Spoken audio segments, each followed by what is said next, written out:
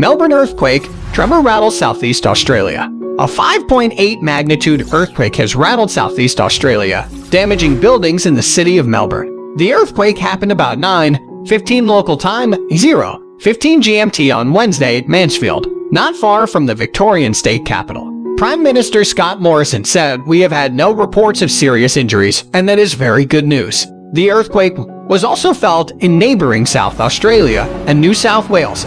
It was followed by two aftershocks of 4.0 and 3.1 magnitude.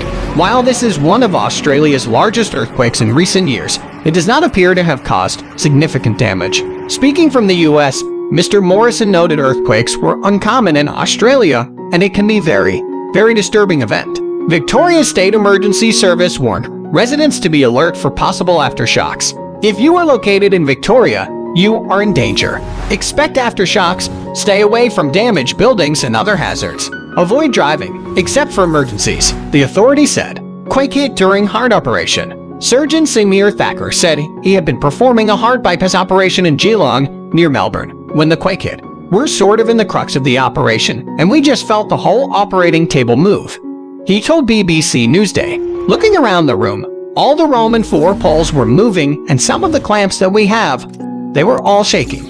He said, "Fortunately, we were at a stage where we could come to a halt until the shaking stopped, allowing them to complete the surgery." The Australian Broadcasting Corporation shared a clip of its breakfast TV presenters reacting in the studio as the earthquake hit.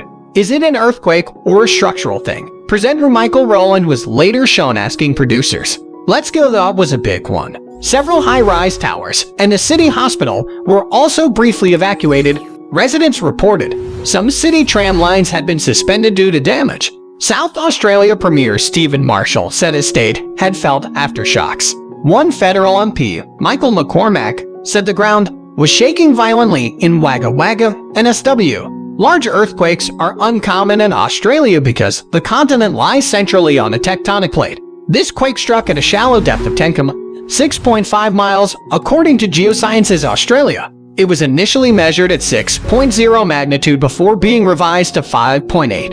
The Geoscience Agency says Australia experiences a potentially damaging earthquake defined as above 6.0 magnitude about every 10 years. Melbourne, the country's second largest city, is home to about 5 million people. The city is currently in lockdown due to a recent wave of coronavirus cases.